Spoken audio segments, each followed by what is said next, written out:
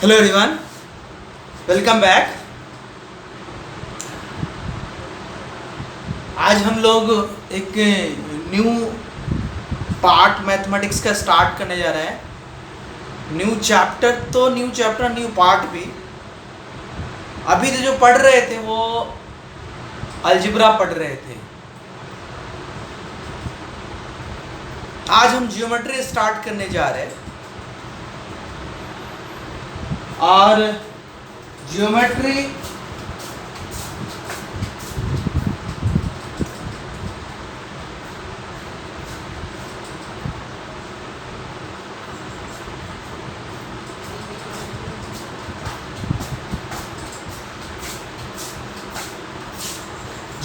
Start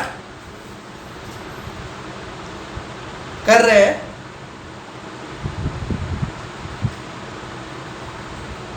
इससे पहले जितने चैप्टर थे आई होप आपने सही से कंप्लीट किया होगा, नोट्स बनाया होगा, क्वेश्चन सारे जितने बोर्ड पे पड़ा है इसको किया होगा और उसको आप बार बार भी सॉल्व करेंगे, रिवाइज करेंगे तो आपका ज़्यादा प्रैक्टिस होता है और नया नया क्वेश्चन आप करेंगे। अच्छे वैल्यूएबल क्वेश्चन जिसके वैल्यू हो वो क्वेश्चन करेंगे आप। अब जेईई मेन के क्वेश्चन सही से कर लेते हैं तो सीधे क्वेश्चन रहता है, कुछ नहीं है, वो फटफट बनता है खुद से। तो चलिए मैं ज्योमेट्री के बारे में बता दूं। ज्योमेट्री का डेफिनेशन देना नहीं मुझे, आपको आता है पहले से, 9th-10th में बताया जाता है डेफिनेशन।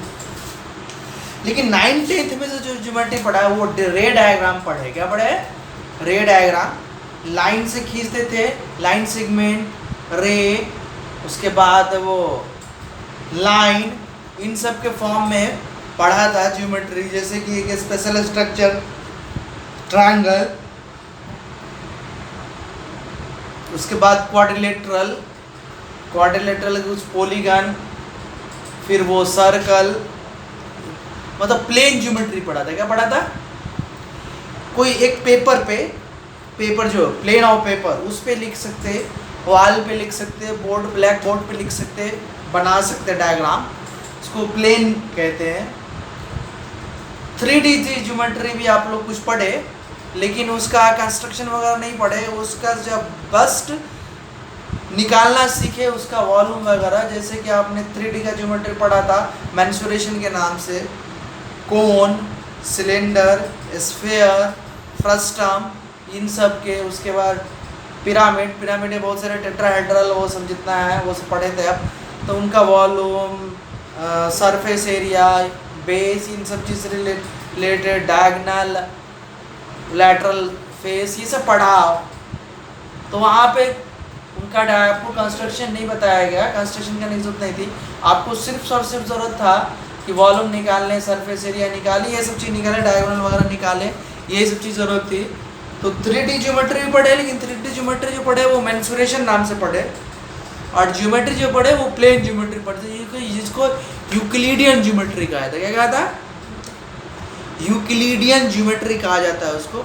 मतलब यूक्लिड में 5 टेनेट्स, थंब पोस्टुलेट कहते, थंब रूल्स दिए थे 5 यूक्लिड ने। उस 5 थंब रूल्स पे वो ज्योमेट्री वर्क करता है। टोटल जो पढ़ा था आपने 9, 7, 8, 9, 10 सब जो पढ़ा,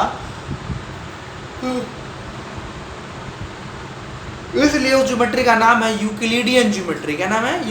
यूक्लिड के नाम से। तो वो आपने ज्योमेट्री पढ़ा, रे लाइन सेगमेंट के हेल्प से पढ़ा था। और दूसरा एक पढ़ा है आपने अलजेब्रा। अब क्या करेंगे, रे डायग्राम को, दैट इज जो मेरा स्ट्रक्चर है, ज्योमेट्री जो है उसका कंस्ट्रक्शन भी आएगा।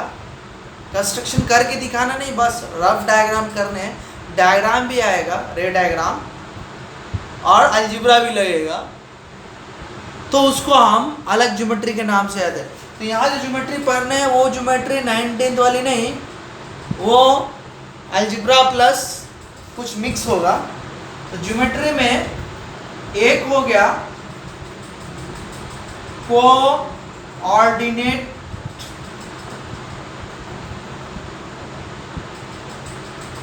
ज्योमेट्री। कोऑर्डिनेट ज्योमेट्री का दूसरा नाम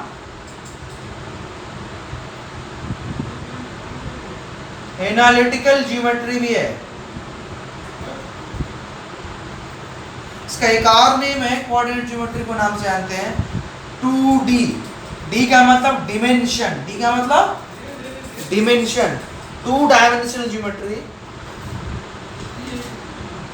एक अब आते हैं, इसका नाम है 3 डिमेंशनल दूसरा ज्योमेट्री। ये भी कोऑर्डिनेट ही है, इसमें भी कोऑर्डिनेट यूज होगा, इसको भी कोऑर्डिनेट ज्योमेट्री है।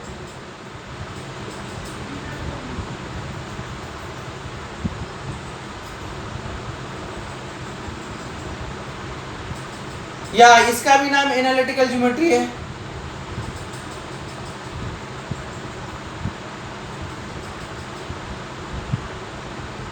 और इसको जाना जाता है 3D। इसका फेमस नेम 3D है, इसका फेमस नेम कोऑर्डिनेट ज्योमेट्री है। 2D का फेमस नेम कोऑर्डिनेट ज्योमेट्री है, 3D का फेमस नेम 3D है, लेकिन ये भी 3D भी कोऑर्डिनेट ज्योमेट्री है, इसका भी एनालिटिकल ज्योमेट्री है। और एक तीसरा आता है वेक्टर्स। वेक्टर्स को भी हम एनालिटिकल कह सकते हैं।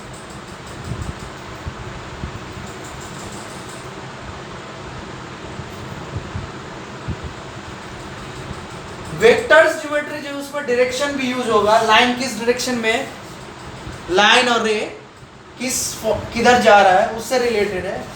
और इन दोनों में डायरेक्शन का मतलब नहीं होगा, बस लाइन सेगमेंट के लेंथ से मतलब होगा। इसमें लेंथ से ही मतलब है और डायरेक्शन से ही मतलब है वेक्टर में। और कोऑर्डिनेट ज्योमेट्री जैसे 2D 3D ये भी कोऑर्डिनेट एनालिटिकल ज्योमेट्री कह सकते हैं। इन दोनों में डायरेक्शन नहीं लगता, बस लेंथ वगैरह क्या है वो चेक करना होता है, राइट।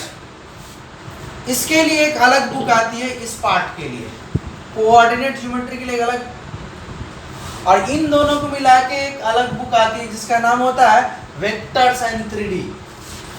इन दोनों पार्ट को मिला के एक बुक आता है जिसका नाम है वेक्टर्स एंड 3D, और इसके लिए एक अलग इंडिपेंडेंट बुक है, राइट। ये तीनों ज्योमेट्री के पार्ट हैं। और इनसे पहले आता था टोटल क्वेश्चन 10 क्वेश्चन।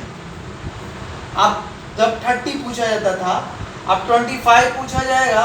तो आई होप इसमें से 2 या 1 कम करें, 2 भी कम करेंगे तो 8 क्वेश्चन आएगा इससे, इन तीनों मिलाकर। बहुत कम तो 8, मैक्सिमम 9, राइट। मैं तो आज उम्मीद करता हूँ कि इससे 9 क्वेश्चन आएगा, एंड कैलकुलस से 7 क्वेश्चन, तो हो गए 9 8 9 7 16, और फिर 9 क्वेश्चन अलजेब्रा से, टोटल मिलाकर 25। चलो 9 इससे ना आए, 8 तो कम से कम आएंगे ही। तो 8 हुए ज्योमेट्री, 7 कैलकुलस और 10 अलजेब्रा, टोटल मिला के 25 क्वेश्चन आ जाएगा, राइट। अब 8 क्वेश्चन का डिपार्टमेंट कैसे होगा? 4 क्वेश्चन इसमें से पूछा जाएगा, 2 क्वेश्चन इसमें से, 2 क्वेश्चन इसमें से, राइट। 4 क्वेश्चन 2D से, 2 क्वेश्चन 3D से, 2 क्वेश्चन वेक्टर से, तो 8 क्वेश्चन टोटल होंगे पढ़ने के बाद। और कौन कौन सा चैप्टर इंपॉर्टेंट है वो पढ़ने के बाद बताया जाएगा, लेकिन पढ़ना तो पूरा पड़ता है, राइट। तो कोऑर्डिनेट ज्योमेट्री, एनालिटिकल ज्योमेट्री भी कह सकते हैं इसको, 2D, लेकिन 3D का भी एनालिटिकल ज्योमेट्री है। तो जब भी जिसमें अलजेब्रा और रे डायग्राम यूज हो, लाइन वगैरह, तो उसमें एनालिटिकल ज्योमेट्री कहा जाता है या कोऑर्डिनेट ज्योमेट्री कहा जाता है। सबसे अच्छा नाम है एनालिटिकल ज्योमेट्री, लेकिन दोनों अलग अलग दिखना चाहिए, तो इसको कोऑर्डिनेट ज्योमेट्री के नाम से जाना जाता है। 2D को सिर्फ 2 ही डायमेंशन, मतलब प्लेन में काम करेंगे, प्लेन में काम करेंगे।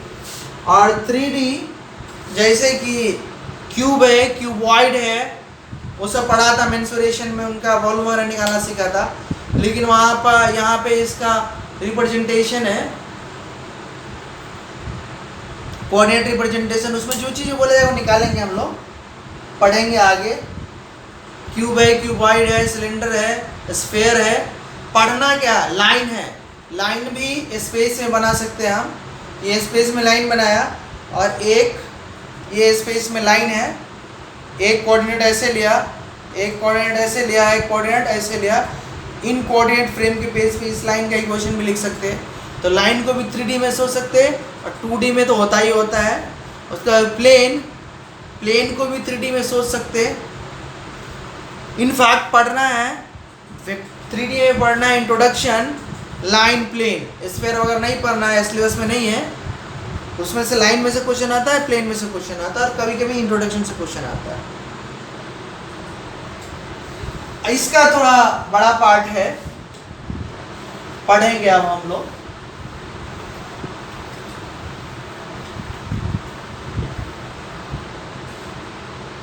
कोऑर्डिनेट ज्योमेट्री 2D का पार्ट क्या क्या पढ़ना है इसमें? Coordinate system,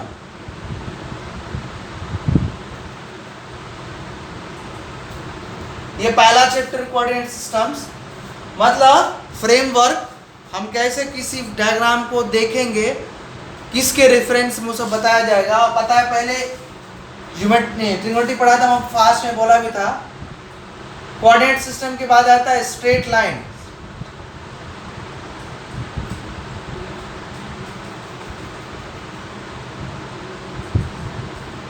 straight lines. इसके बाद आता है पेयर ऑफ स्ट्रेट लाइंस,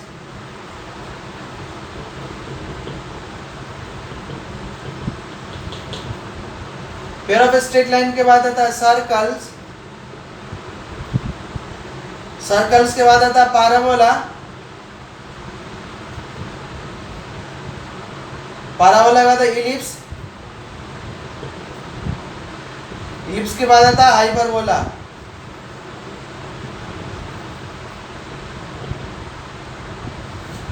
इन दोनों को मिला के लाइंस कहते हैं। लाइंस पढ़ना है, ये दोनों अलग अलग चैप्टर है, लाइंस है। आपको महाराष्ट्र बोर्ड में बहुत अजीब डिजाइन है सिलेबस का, ये 11th में है, ये 12th में है, लेकिन एक ही साथ पढ़ना है। इसके बाद ये पढ़ना है,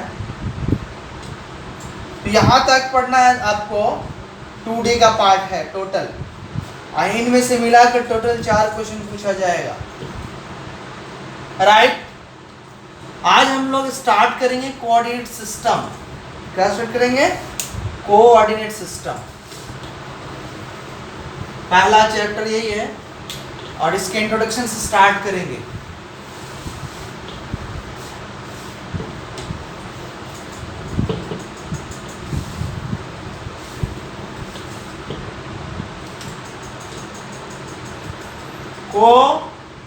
कोऑर्डिनेट सिस्टम्स पढ़ेंगे। इसमें काफ़ी चीज़ें बताई जा चुकी है जब हम लोग ट्रिग्नोमेट्री पढ़ रहे थे उस टाइम में। आज हम थोड़ा फास्ट बोलेंगे, आपको समझना है। कोऑर्डिनेट सिस्टम में क्या है कि सबसे पहले मुझे रेफरेंस चाहिए किसी को देखने के लिए। दुनिया में कोई चीज़ भी एब्सोल्यूट रेस्ट में नहीं है, तो उसके रिस्पेक्ट में हम, कोई चीज़ एब्सोल्यूट रेस्ट में होता था उसके रिस्पेक्ट में हम देख लेते कि उससे कितनी दूर, कितना ऊपर, कितना बाएं, कितना दाएं, कितना नीचे, कितना ऊपर, ये सारी चीज़ें देख सकते थे। नहीं, कोई चीज़ एब्सोल्यूट रेस्ट में है नहीं, तो हम खुद से क्रिएट करते हैं एक रेफरेंस। कोई चीज़ है ही नहीं रेस्ट में, तो हम क्या करते हैं, किसी चीज़ को देखने के लिए कि उससे कितना दाएं बाएं, ऊपर नीचे, कितना दूर, ये सब देखने के लिए हम क्या करते हैं, एक रेफरेंस क्रिएट करते हैं। एक रेफरेंस में एक रेफरेंस पॉइंट होता है और रेफरेंस पॉइंट में 2 रेफरेंस लाइन होता है, वो क्रिएट करते हैं खुद से। लाइन को हम क्या करते हैं, खींच लेते हैं। इमेजिनरी कहीं पे भी खींच सकते हैं हम, और आप जब खींच देते हैं तो वो लाइन उसके बाद वहाँ पे रियल हो जाता है कि लाइन है, लेकिन जब तक आप खींचे नहीं है तब तक वो इमेजिनरी है। आप कहीं पे भी खींच सकते हैं, ये जरूरी नहीं कि फिक्स है यहीं पे लाइन है। आपने खींच दिया यहाँ लाइन, अब वो दिख रहा है तो अब रियल दिख रहा है, अभी तक नहीं खींचा है तो इमेजिनरी है वो, राइट। तो आप फ्री हैं किसी भी जगह पे खींचने के लिए जो आपका रेफरेंस है। तो रेफरेंस कैसे लेते हैं? फर्स्ट ऑफ ऑल वो एक लाइन ड्रॉ करते हैं, कोई भी लाइन कहीं भी ड्रॉ कर लिया आपको जहाँ पे अच्छा लगता है। इस लाइन को कहते हैं रेफरेंस लाइन।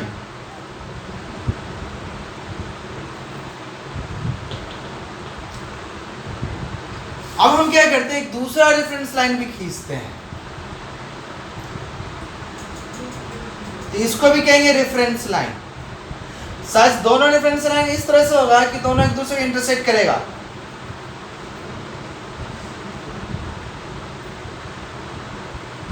तो दो रेफरेंस लाइन हुआ, एक रेफरेंस लाइन नाम 1 देंगे, एक रेफरेंस लाइन 2 देंगे। ये दोनों रेफरेंस लाइन जिस पॉइंट पे इंटरसेक्ट करता है उस पॉइंट को कहते हैं रेफरेंस पॉइंट। असल में यही पॉइंट से हम सारे डिस्टेंस को मेजर करेंगे।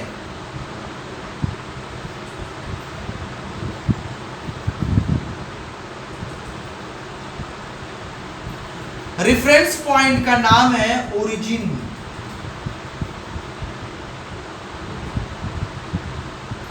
या starting point,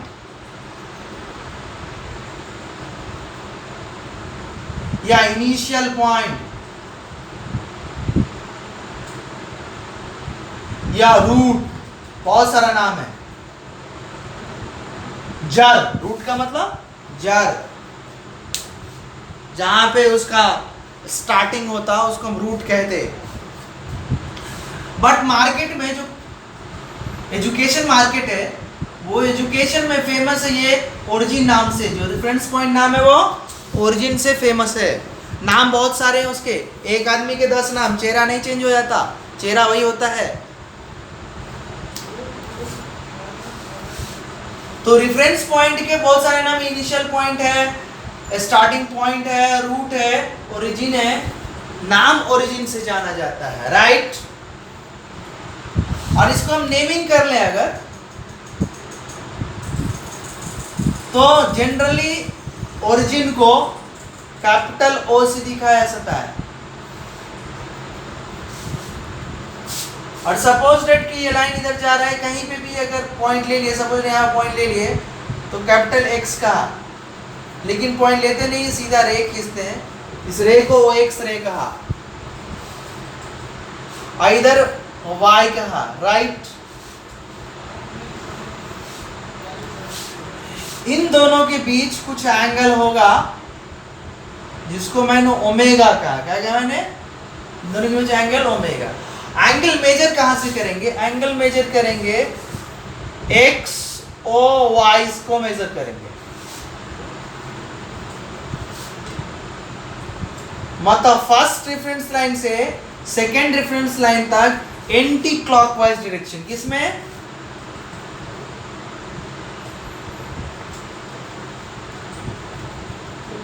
anti clockwise direction में।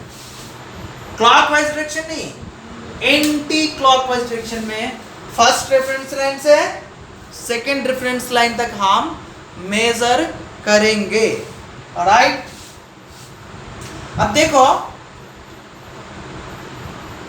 ये जो रेफरेंस लाइन है, इस रेफरेंस लाइन का नाम, वन रेफरेंस लाइन का नाम अलग नाम है इसका, इसको कहते हैं एब्सिसा।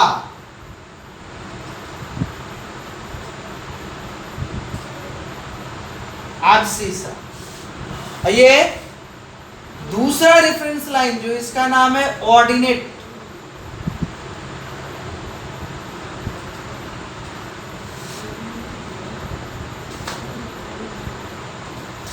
तो असल में ये एक्सिस है, तो इसको कहते हैं एब्सिसा एक्सिस,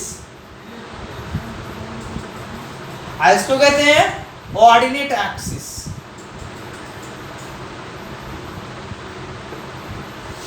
ओके, मतलब इसका असल में रेफरेंस लाइन का नाम क्या होता है? एक्सिस कहते हैं। इस रेफरेंस लाइन का नाम क्या है? इसका भी इनको कहते हैं एक्सिस ही कहते हैं,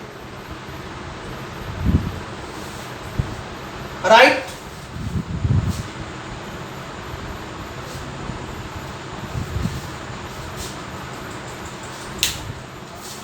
इसको भी एक्सिस, इसको भी एक्सिस। इस एक्सिस का नाम है एब्सिसा एक्सिस, इस एक्सिस का नाम है ऑर्डिनेट एक्सिस, राइट। इसका एक और नेम है, कहते हैं इसको एक्स एक्सिस। इसका भी एक और नेम है, कहते हैं वाई एक्सिस। नाम में कुछ नहीं रखा, नाम चेंज कर सकते हैं हम, बाद में बताएंगे कैसे नाम चेंज करेंगे। या सपोज के देख लो, अगर वोल्टेज इधर प्लॉट किया तो वी एक्सिस कहेंगे इसको, और करंट इधर प्लॉट किया तो ये आई एक्सिस। तो वोल्टेज एक्सिस, करंट एक्सिस, दो एक्सिस हुआ। वोल्टेज एक्सिस को वी से रखा, करंट एक्सिस को आई से रखा। लेकिन ये भी एक रेफरेंस लाइन ही है, एक्सिस ही है। ये भी एक रेफरेंस लाइन ही, एक्सिस ही है। एक एक्सिस पे एक क्वांटिटी, एक फिजिकल, जो वोल्टेज करंट ये से फिजिकल क्वांटिटी है, एक एक्सिस पे एक फिजिकल क्वांटिटी, दूसरे एक्सिस में दूसरा फिजिकल क्वांटिटी। फिर हम आगे ग्राफ वगैरह जो खींचना होता है वो खींचते हैं, तो फिजिक्स की चीज़ें हैं, बताए ग्राफ तो खींचने के लिए बताया ही है। मैथमेटिक्स में इन जनरल एक एक्सिस का नाम, जिसको एब्सिसा एक्सिस कहते हैं, उसको एक्स एक्सिस कहते हैं। एब्सिसा एक्सिस का नाम इन जनरल क्या है? एक्स एक्सिस है मैथमेटिक्स में। नाम कॉमन नेम, आप चाहे दूसरा नाम दे सकते हैं, राम श्याम घनश्याम कुछ भी दे सकते हैं, अब्दुल कुछ भी दे दीजिए नाम, वो चलेगा। लेकिन समझना क्या है, वो रेफरेंस लाइन है। क्या वो रेफरेंस लाइन? उसी तरह इसका भी कुछ भी नाम दे सकते हो, आपकी मर्जी है, लेकिन वो रेफरेंस लाइन ही है। कहने का मतलब मेरा ये है कि मैथमेटिक्स में इसका जो नाम बाय डिफॉल्ट सब जानते हैं वो एक्स एक्सिस के नाम से जानते हैं, और इसको बाय डिफॉल्ट वाई एक्सिस के नाम से जानते हैं। आप अलाउड किए गए हैं, आप नाम चेंज कर सकते हैं, लेकिन जब नाम चेंज करेंगे तो आपको लिख के बताना पड़ेगा कि ये एक्सिस का नाम ये है, ये एक्सिस का नाम ये है। और नहीं लिख के देखेंगे तो हॉरिजॉन्टल वाले को लोग एक्स मान लेते हैं, वर्टिकल वाले को, या जो इंटरसेक्टिंग होता है हॉरिजॉन्टल होगा, हॉरिजॉन्टल को एक्स मान लेंगे, और जो दूसरा लाइन होगा इंटरसेक्टिंग होगा उसको वाई एक्सिस नाम दे देंगे। नेम इन जनरली इस तरह से करते हैं, राइट। अब देखो ये दोनों एक्सिस, एक्सिस 1 और axis 2, x axis y axis दोनों एक्सिस को मिला के एक साथ कहते हैं एक्सिस। नाम क्या है? दोनों एक्सिस को जब साथ बोलते हैं तो एक्सिस नहीं बोलते हैं, एक्सेस बोलते हैं। क्या बोलते हैं? Axes, axes, right. Okay, ये आपको, और ये कंप्लीट सिस्टम का नाम होता है कोऑर्डिनेट फ्रेम। क्या नाम है?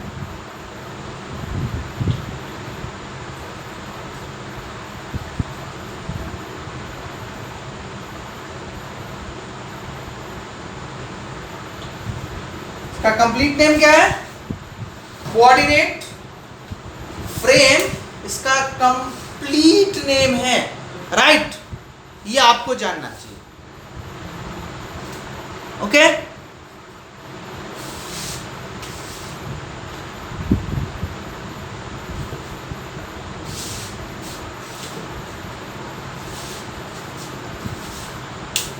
कोऑर्डिनेट फ्रेम दो तरह के होते हैं, फिजिक्स में आपको पढ़ाया जाएगा, इनर्शियल, नॉन इनर्शियल। हम उसकी बात नहीं करेंगे, हम उसकी बात नहीं करेंगे। वो फिजिक्स में जब पढ़ाते हैं मोशन वगैरह, वहाँ पे इनर्शियल नॉन इनर्शियल समझाया गया होगा, या नहीं समझा होगा आपका प्रॉब्लम है, वहाँ से समझिए आप। वैसे मुझे आता है, यहाँ मैथमेटिक्स में बोलने की जरूरत नहीं है मुझे। कोऑर्डिनेट फ्रेम दो टाइप के होते हैं, बस इतना याद रखिए आप, और बाकी आप जानते हैं तो अच्छी बात है, नहीं जानते तो आप कंसल्ट कीजिए फिजिक्स के टीचर से इन डिटेल समझने का, कि what is inertial, what is non inertial frame, वो समझने का, ओके। तो फ्रेम दो तरह के होता है। अभी मैंने बताया कि ये फ्रेम है, इसी को होता है वर्किंग फ्रेम, इसी पे हम काम करेंगे, कैसे काम करेंगे वो बताते हैं अभी। तो आप ये सारे चीज़ आप देख लिए होंगे, रिप्रेजेंटेशन, तो अच्छी बात है। अब देखो ओमेगा, ओमेगा की वैल्यू 0 से ज़्यादा होगा, 0 के बराबर भी हो सकता, और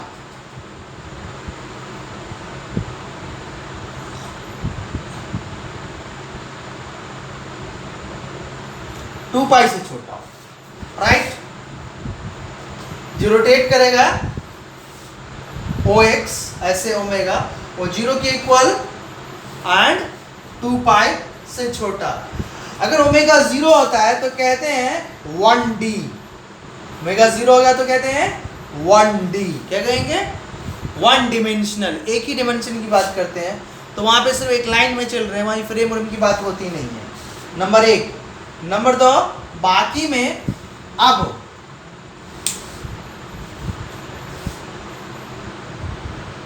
इतना लिख लिया होगा आपने, तो हम आगे चलते इसी में। ये जो फ्रेम अभी बनाया था या बना हुआ सामने दिख रहा है, इसमें omega not equal to 90 degree हो, omega not equal to 90 degree हो। दूसरा, या इसी को कह ले नॉट इन 90 डिग्री की बात छोड़ो, यहाँ पे इसको 0 से ज्यादा कर लो और 90 डेट इज π/2 से छोटा कर लो, और दूसरा ओमेगा डेट इज π/2 कर लो। तो हम यहाँ पे दो तरह के फ्रेम की बात करेंगे, वो अकॉर्डिंग टू ये ओमेगा, जो ओमेगा मूव करेगा, जो हाँ, अब इसको हम इनिशियल लाइन भी कह सकते थे, इनिशियल लाइन, राइट? ओके,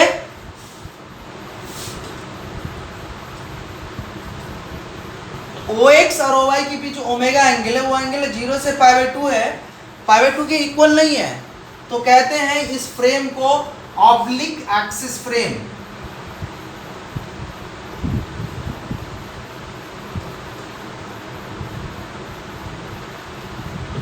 क्या कहते हैं? Oblique axis frame. दूसरा, ओमेगा इक्वल टू π/2 हो, दैट इज ये दोनों लाइन इस तरह से हो, तो कहते हैं रेक्टेंगुलर एक्सिस,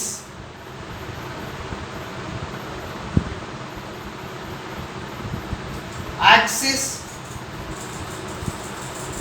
फ्रेम। ये जो फ्रेम बनाया हुआ है, या इनफैक्ट ऑब्लिक का ही बनाया हुआ है, throughout whole syllabus oblique axis के बारे में नहीं पढ़ना है। जब तक कि ऑब्लिक एक्सिस बोला नहीं जाए तब तक आपको क्या मानना है? रेक्टेंगुलर ही मानना है। तो बाय डिफॉल्ट होल सिलेबस में रेक्टेंगुलर ही पढ़ना है, ऑब्लिक नहीं पढ़ना है। ओके, पढ़ना क्या है? रेक्टेंगुलर एक्सिस फ्रेम पढ़ने हैं, ऑब्लिक एक्सिस फ्रेम नहीं पढ़ना है। मतलब ओमेगा इक्वल टू π/2 ही पढ़ना है।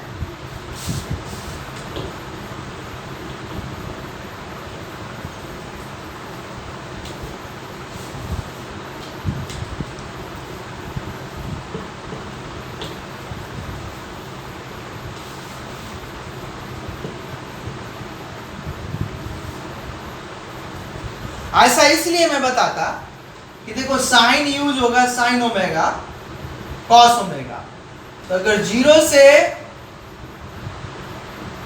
π/2 के बीच हो तो कैलकुलेशन बहुत ज़्यादा डिफिकल्ट हो जाएगा, क्योंकि साइन ओमेगा निकालना पड़ेगा, अलग अलग वैल्यू देंगे, और कॉस ओमेगा भी अलग अलग वैल्यू देगा 0 से π/2 के लिए। लेकिन ओमेगा अगर π/2 ले लिए तो यहाँ में पुट करना पड़ेगा साइन π/2, साइन π/2 1 होता है, सबको मालूम है। 1 से किसी चीज को मल्टीप्लाई करो कोई फर्क नहीं पड़ता, उतना ही रहेगा, तो कैलकुलेशन आसान हो जाएगा। दूसरा, cos π/2 0 होगा, पर 0 से किसी चीज को मल्टीप्लाई कर दिए तो 0 हो जाएगा, और 0 में ऐड किए उसमें तो कोई फर्क पड़ने वाला है नहीं, उतना ही रहेगा। तो ओमेगा इक्वल टू π/2 रखते हैं, तो ये दोनों रेशियो बहुत काम का निकलता है कि एक 1 आता है एक 0 आता है, तो कैलकुलेशन आसान हो जाता है। इसलिए जो पढ़ाया जाता है वो सिर्फ और सिर्फ रेक्टेंगुलर एक्सिस के बारे में ही पढ़ाया जाता है, राइट? अब हम कुछ कोऑर्डिनेट पॉइंट की रिप्रेजेंटेशन की बात करेंगे। देखिए, एक लाइन मैंने ऐसे खींच लिए, एक लाइन ऐसे खींचा, इधर y दिया, ये o दिया, x दे दिया, सब बता रखे नाम पहले से। आप नाम चेंज कर सकते हैं, मैंने पहले बोला है, राइट?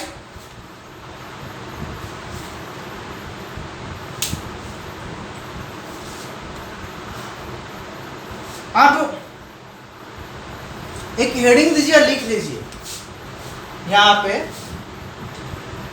को और डी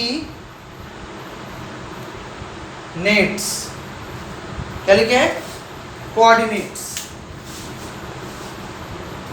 कोऑर्डिनेट्स लिख लिया आपने, तो आप लिखिए late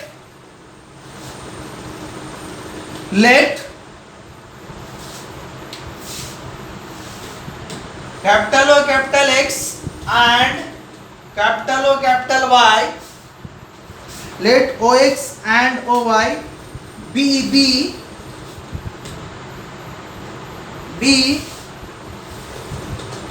two fixed straight line। हाँ, और रेफरेंस लाइन क्या होगा? आपने फिक्स किया है तो फिक्स होगा। क्या होगा? रेफरेंस लाइन किया था ना, तो फिक्स्ड लाइन भी हो, फिक्स्ड लाइन ही होगा, आपने फिक्स किया है। Let OX and OY be two fixed straight lines, the plane of board, आप लिखे in the plane of paper, क्योंकि आप नोटबुक में लिखेंगे in the plane of the board में मैं बोल रहा, आप लिखिए in the plane of the paper।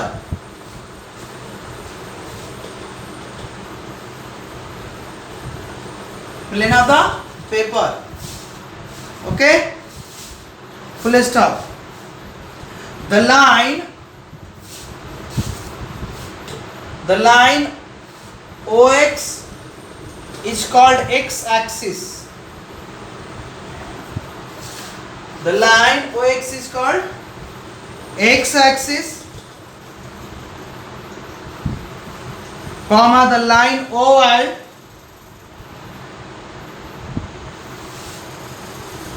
the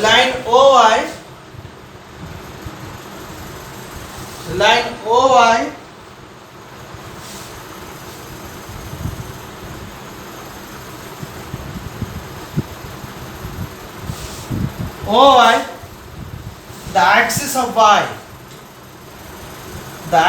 Y, that is Y axis, Y axis। हम रेक्टेंगुलर के बारे में ही पढ़ेंगे, तो यहाँ 90 दे दिया मैंने।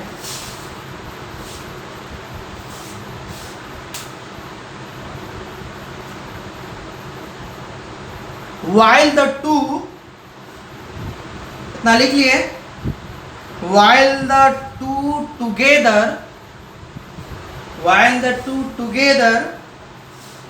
are called the axis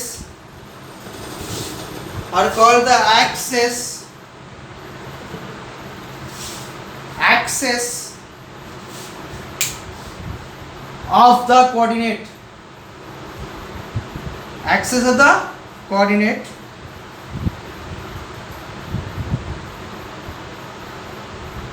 full stop. आगे लाइन चेंज करके, the point O is called the origin of the coordinate,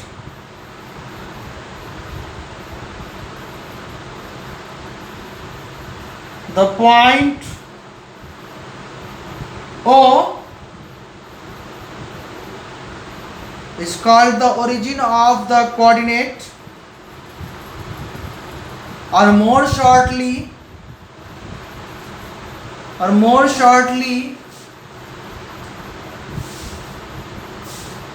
the origin,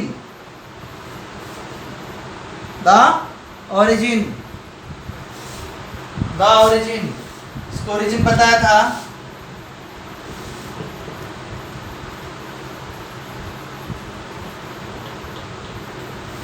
हम एक पी पॉइंट का रिप्रेजेंटेशन दिखाना चाहते हैं, राइट?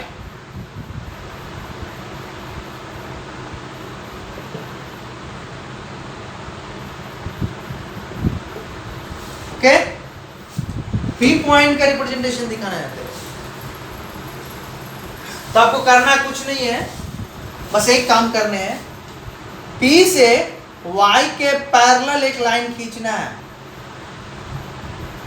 जो कि OX को सपोज M पे इंटरसेक्ट करता है। यहाँ पे ड्रॉ क्या किया है? ड्रॉ PM पैरेलल OY, इतना काम किया। PM पैरेलल OY,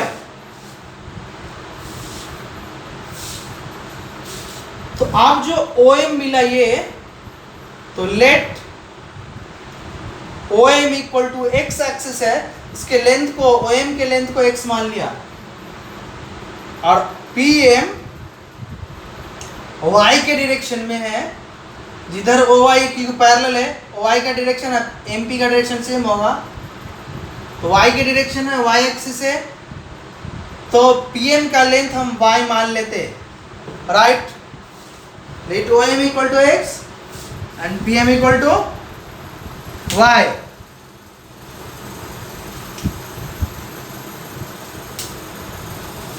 ओके, अब लिखिए लाइन चेंज करके, the distance OM, the distance OM is called the abscissa. The distance OM is called the abscissa,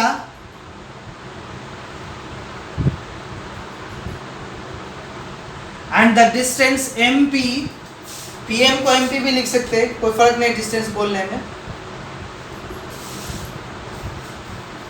and the distance MP, the ordinate of the point, ordinate of the point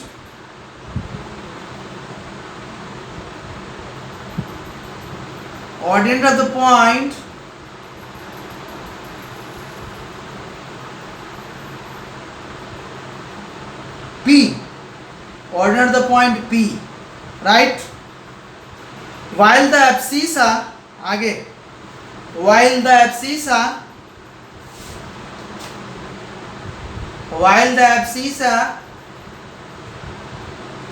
and the ordinate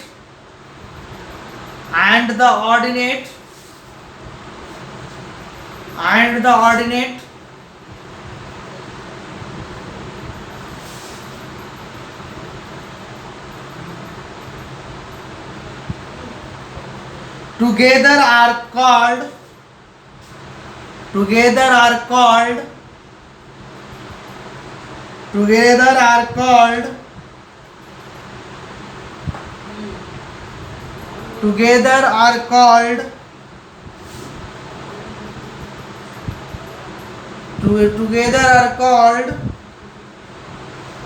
its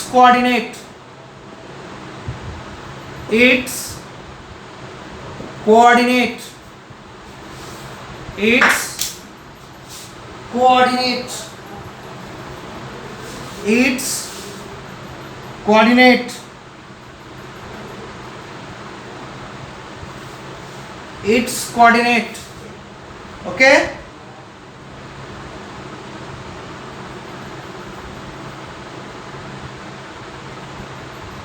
The coordinate of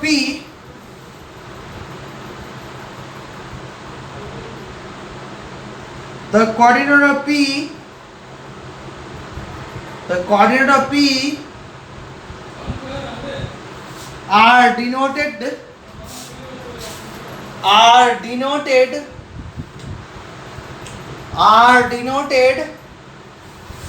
by the symbol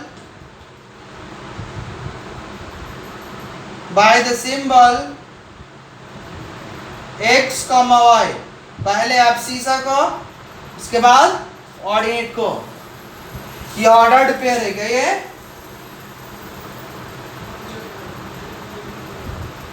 पहले ही पढ़ा है, ये ordered pair है, okay. इसका मतलब ये है ordered pair का, इन जनरल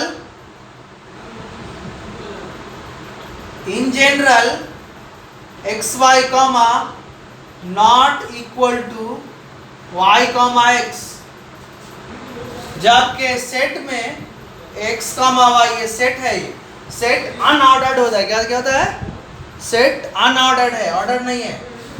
ये वाला जो पैरेंथेसिस है वो ऑर्डर्ड में होता है, और ये ब्रेसेस है वो ब्रेसेस अनऑर्डर्ड होते हैं।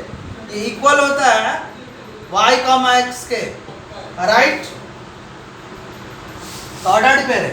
इसका मतलब यहाँ पे एब्सिसा x है, ऑर्डिनेट y है, और यहाँ पे एब्सिसा y है, ऑर्डिनेट x है। आगे लिखिए if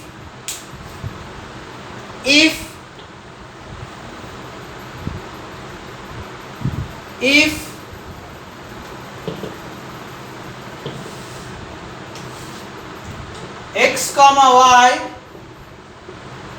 equal to y comma x, then in general equal नहीं होता, लेकिन अगर इक्वल फोर्स किया इक्वल होने के लिए, इसका मतलब x इक्वल टू y होगा। जैसे 2,2, 1,1 सब बता रखा है, 3,3 ये सारे बता रखे, बस यहाँ पे जरूरत पड़ रहा है डिक्टेट करा रहा हूं मैं। Okay right.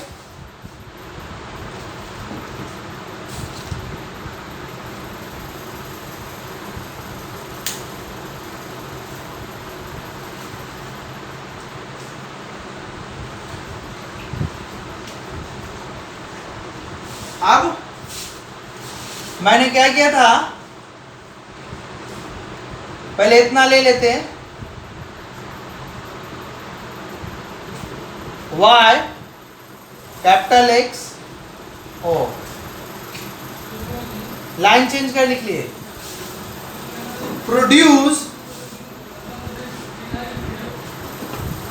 Produce XO backward,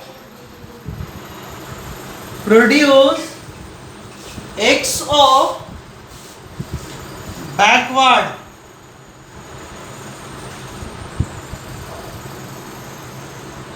produce XO backward to form the line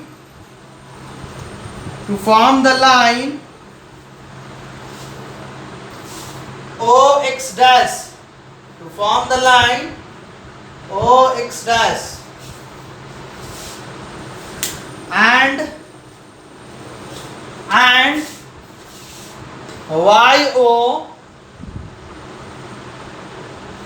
and YO backward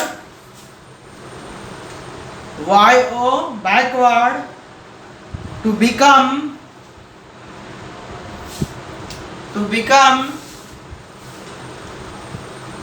OY dash, to become OY dash, right. अभी जो साइन कन्वेंशन है, वो साइन कन्वेंशन जो मैंने ट्रिगोनोमेट्री बताया था, वो सेम साइन कन्वेंशन यूज होगा, बाकी कोई चेंजेस नहीं है। इन जनरल OX को पॉजिटिव कहते, OX डैश को नेगेटिव कहते। एंटी क्लॉकवाइज में यहाँ से यहाँ पहुँचेंगे, इसको पॉजिटिव कहा, एंटी क्लॉकवाइज यहाँ पहुँचा तो ये हो गया पॉजिटिव, ये हो गया नेगेटिव, राइट। तो यहाँ पे OX positive x axis, OX dash negative x axis, OY positive Y axis, OY dash negative Y axis, right. ये आपको याद रखना है। तो साइन कन्वेंशन चेंज नहीं होगा, जैसा साइन कन्वेंशन ट्रिगोनोमेट्री में यूज किया था वही साइन कन्वेंशन यूज करने वाले हैं, लेकिन हम चेंज कर सकते तुम चाहो तो। सपोज डेट के मैंने इसको पॉजिटिव रखा और ये एक्स एक्सिस है, हाँ याद रखना एक्स ओ एक्स डैश का नाम एक्स एक्सिस है, और वाई ओ वाई डैश का नाम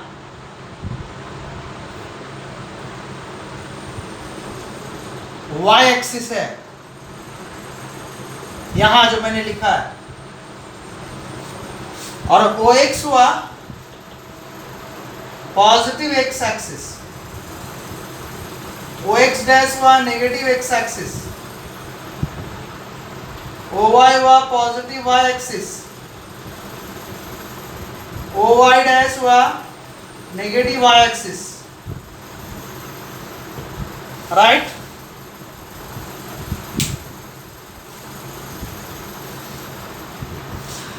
अब मुझे कहेंगे सर आप साइन कन्वेंशन चेंज करो, मैं OX को पॉजिटिव रखना चाहता, OX पॉजिटिव रखेंगे तो इसका ये वाला पार्ट नेगेटिव हो जाएगा, मैंने चेंज कर रहा, ये बाय डिफॉल्ट है ये वाला, ओके। इनको चेंज करने के लिए कोई कहता सर इसको करो पॉजिटिव, नो प्रॉब्लम, मैंने इसको पॉजिटिव किया, तो यहाँ पॉजिटिव करेंगे तो हाफ पार्ट पॉजिटिव था हाफ पार्ट नेगेटिव ये साइड वाला। अब वाई एक्सिस पे कैसे देंगे, एंटी क्लॉकवाइज मूव करके जाएंगे, यहाँ से एंटी क्लॉकवाइज घूमेंगे तो यहाँ पहुंचा मैंने, तो ये पॉजिटिव हो गया वाई एक्सिस पे, तो इसके अपोजिट ये नेगेटिव हुआ, ओके। तो चेंज करने में कुछ जरूरत है, ऐसा तब बता रहे हैं जब कोई चीज ऊपर फेंकते हैं तो नीचे आता है, या ऊपर से गिराते हैं तो नीचे ही आता है। तो अंडर ग्रेविटी जब हम काम करते हैं तो सपोज दैट कि हम यहां से देख रहे हैं नीचे, तो यहां से नीचे देख रहे हैं तो लोग हमेशा -G भूल जाते हैं, अगर ये वाला फ्रेम यूज करेंगे तो ये पॉजिटिव, ये पॉजिटिव, ये नेगेटिव, ऊपर जाएंगे तब पॉजिटिव है, लेकिन बॉडी नीचे आ रहा है तो नेगेटिव होगा, तो -G रखना होता है, लेकिन अक्सर भूल जाते हैं। उसका इलाज यही होता है, बच्चे को बता देते हैं, देखो +G लो, क्या सोचना है कि मेरा पॉजिटिव y नीचे है और पॉजिटिव x इधर है, इससे मैच कर जाता है तो काम करने में आसान हो जाता है, नेगेटिविटी हटा दिया जाता है, नेगेटिव का यूज नहीं करते।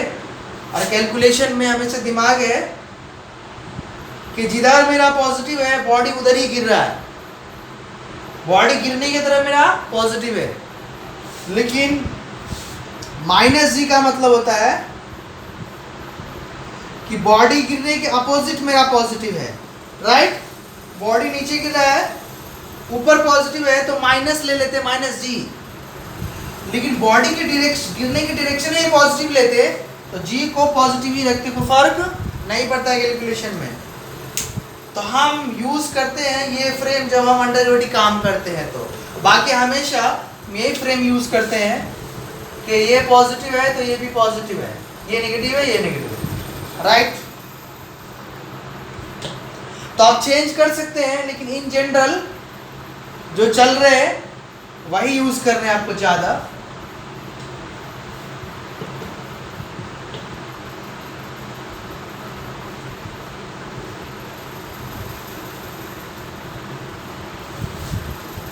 ओके, अब हम एग्जाम्पल लेंगे कि आप प्लॉट करो 2, -1, बस एग्जाम्पल ले रहे हैं, 2, 1 के बाद -1 के -3, 2, -3, -2 के बाद -2, -3,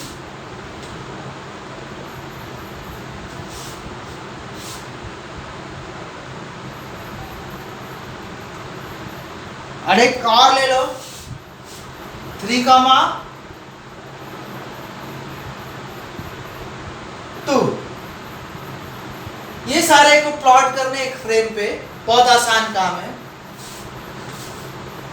एक लाइन खींचा x एक्सिस, नाम लिखो, y एक्सिस ऐसा और मार्किंग करते, सपोज रेफरेंस पॉइंट से यहाँ का जो सेगमेंट है उसको 1 का, तो सेम सेगमेंट कट करेंगे तो ये 1 + 1 ये 2 होगा, फिर सेगमेंट करेंगे ये 3 होगा, राइट में सब पॉजिटिव, इतना कट किया सेम इधर कट करेंगे, लेंथ कट करते जाएंगे, लेफ्ट में है तो ये माइनस में आ जाएगा, माइनस में जाएगा, माइनस में जाएगा, माइनस दिखाया जाता है लेफ्ट में, प्लस दिखाता है राइट में। अब वैल्यू -1 का मतलब minus left 1 unit, -2 left 2 unit, -3 left 3 unit, 1 plus का मतलब 1 यूनिट राइट, +2 का मतलब 2 यूनिट राइट, +3 का मतलब 3 यूनिट राइट, ओके। अब सेम इसमें भी कट कर लेते, 1 2 3, इसमें +1 का मतलब अपवर्ड, और -1 का मतलब डाउनवर्ड 1 यूनिट, ऐसे करके आपको आता ही होगा ये सब चीज, इसमें ज्यादा नहीं बोलना। अब प्लॉट करना है पॉइंट को, पोजीशन को। अब क्या करेंगे, पहले देखेंगे 3,2, तो क्या आएंगे, पहले 3 पे जाएंगे, यहाँ से क्या 3 पे, और 3 से 2, अब पैरेलल लाइन खींचना है, पॉजिटिव मतलब अपवर्ड, किसके, y के पैरेलल ड्रॉ करना है लाइन 2 हाइट तक। तब ये पॉइंट हुआ 3,2, इसको प्लॉट करना 2,1 -1 को, 2 यहाँ, -1 मतलब डाउनवर्ड नीचे, तो पैरेलल y एक्सिस के लिए जाने हैं यहाँ पे, या हाइट पे देखना है, तो -2,1, उसके बाद -3,2, तो -3 देखेंगे, एफसीसा यहाँ चूज करेंगे, -3 यहाँ, 2 प्लस मतलब अपवर्ड जाएंगे पैरेलल टू y एक्सिस,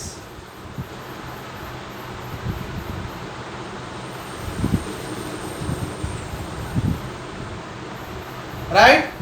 तो अब -3,2, अब -2 का -3 है, एफसीसा चूज किया, -2 यहाँ पे है लेफ्ट में, -2 का -3 मतलब डाउनवर्ड 3 यूनिट, 3 यूनिट डाउनवर्ड आए पैरेलल टू y एक्सिस। ये सब आता होगा आपको, मैंने जस्ट एज ए एग्जाम्पल लिया कि आपको फिर से याद ताजा हो, ये सब तो आना ही चाहिए, इसे 9th में सिखाते हैं, राइट। 4 पॉइंट था, मैंने चारों पॉइंट को प्लॉट कर दिया, okay, any problem?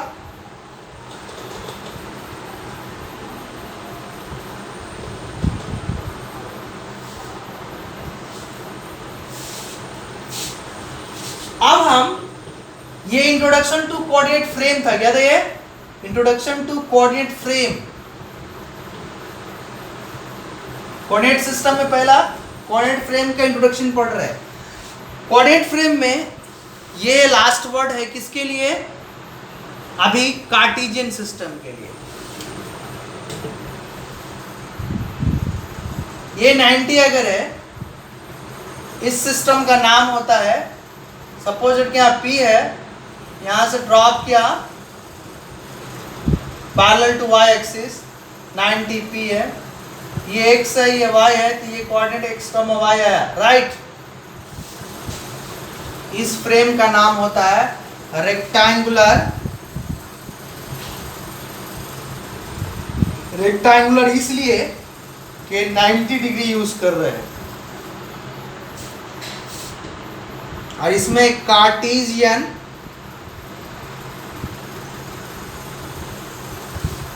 Rectangular Cartesian coordinate system या Cartesian system of coordinate, rectangular Cartesian system of coordinate, right, rectangular Cartesian coordinate of system।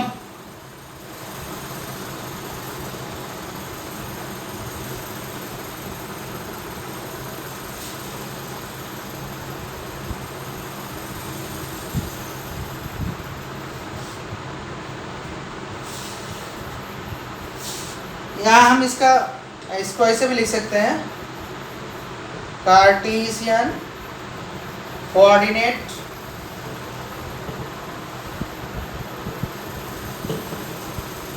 System,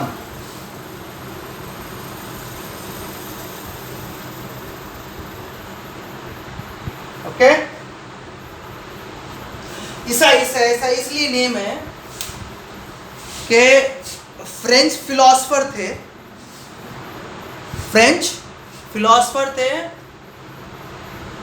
वो फिलोसफर मैथमेटिशियन भी थे, उनका नाम था रेने डेस्कार्ट्स। उन्हीं के ऑनर में उन्होंने नाम दिया, उन्हीं के ऑनर में ये नाम एक्सेप्ट किया गया, और कुछ नहीं है, कि कार्टेशियन सिस्टम ऑफ कोऑर्डिनेट। उन्हीं के ऑर्डिनमिक्स उन्होंने नाम दिया है, एक्सेप्ट कर लिया गया। और कोई खास बात नहीं है कि क्यों ऐसा है, कार्टेशियन सिस्टम ऑफ कोऑर्डिनेट तो नाम दे दिया, एक्सेप्ट कर लिया, उन्होंने इन्वेंट किया था, इस चीज़ को उन्होंने ही दिया है, तो उन्हीं के ऑनर में है, राइट। और रेक्टेंगुलर इसलिए है कि 90 है, 90 नहीं होता, इस सिस्टम को सिर्फ इतना ही नाम से जाना जाता है, कार्टेशियन सिस्टम ऑफ कोऑर्डिनेट के नाम से जाना जाता है। रेक्टेंगुलर वर्ड इसलिए है कि 90 वाला पढ़ेंगे और 90 वाला ही है वहाँ पे। और भी कोऑर्डिनेट सिस्टम यूज किए जाते हैं, और भी सिस्टम है, क्या है, लेकिन कार्टेशियन सिस्टम ऑफ कोऑर्डिनेट का इंपॉर्टेंस बहुत ज़्यादा है, बहुत ह्यूज इंपॉर्टेंस है, बहुत ज़्यादा इंपॉर्टेंस रखता है ये, इसीलिए ज़्यादा यही प्रचलन में और यही पढ़ाया जाता है, इसी को पढ़ते हैं। ओके, ऐसा नहीं कि और नहीं है सिस्टम, और भी सिस्टम है, लेकिन यही सिस्टम पढ़ेंगे कि ये फार मोर इम्पॉर्टेंट, बहुत ज़्यादा इंपॉर्टेंट है। ओके, तो आप कार्टेशियन कोऑर्डिनेट सिस्टम का आपने इंट्रोडक्शन ले लिया। अब हम पढ़ेंगे डिस्टेंस फार्मूला, सेक्शन फार्मूला। उससे पहले एक और चीज़ का हम इंट्रोडक्शन लेंगे, लेकिन आज का लेक्चर हम यहीं पर ड्रॉप करेंगे। अगला इंट्रोडक्शन जो आएगा उसके बाद डिस्टेंस फार्मूला वगैरह चलेगा। अगला आएगा, आज था कोऑर्डिनेट, कार्टेशियन कोऑर्डिनेट सिस्टम, आज क्या था, Cartesian coordinate system, introduction to Cartesian coordinate system. अगला आएगा पोलर कोऑर्डिनेट सिस्टम।